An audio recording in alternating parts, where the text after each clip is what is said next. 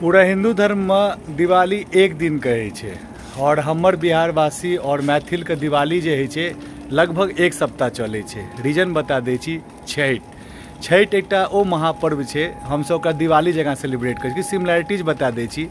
बचपन में हमसब पटाखा एतेक कीनै छलिए कि कम से कम छठि तक चले।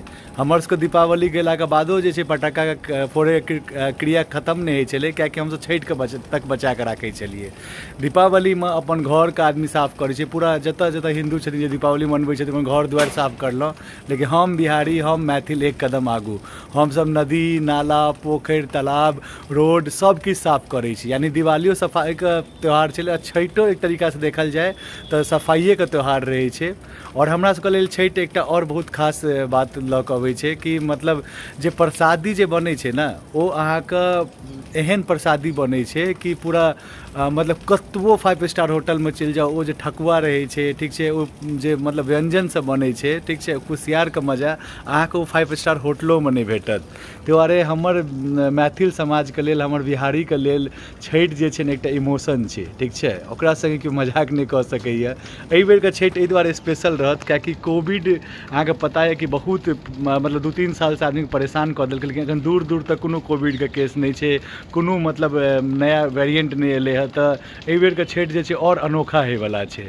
बचपन में छठि में मतलब माँ सब कोबला करै छै कि हमरा छठ महारानी ई देता ओ देता ओ देता, आ हम बचपन में हमसब कोबला नहीं करै छलिए, हमसब वेट करै छलिए कि कखन छठि पर्व खत्म हेतै आ बिना मुँह धोने जे छै ओ प्रसादी के ग्रहण करनाइ शुरू कऽ दिए।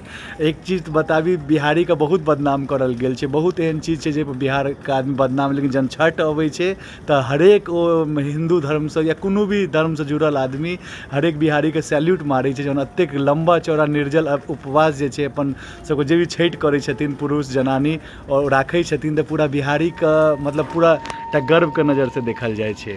तऽ एहि बेर छठि तऽ कहबे कहलहुँ कि बहुत स्पेशल छै कोविड के वजह से, ठीक छै, कोविड खत्म भऽ गेलै है, ऑलमोस्ट खत्म भऽ गेलै है। और जे छठि जे छै एकटा चीज याद राखब, ठीक छै, जेना सफाई पहिले करै छियै ओ मेंटेन करब, कियाकि हमर सबके ई शान छी। आब जे एकटा मतलब की बतेबी, आब कोनो इंडिया में एहन मतलब पोखरि नहीं हेतै, समुद्र नहीं हेतै जतऽ छठि नहीं मनायल जाइए। आब ई छठि एकटा मात्र बिहारी या मैथिल के पर्व नहीं है, ई जे छठि जे छै पूरा हिंदुस्तान के, पूरा सनातन धर्म के ये। और स्पेशली छठि में सबसे यादगार पल जहन बिहार के बेटी, मिथिला के बेटी शारदा सिन्हा जी के जहन गीत बजै छै ने, तहन लागै छै कि आह छठि आबि गेलै। तो ये वीडियो नीक लागत तो अहाँ सब प्लीज़ एकरा शेयर करब और एक बेर सब गोटा कमेंट बॉक्स में जरूर कहू छठी महारानी की जय।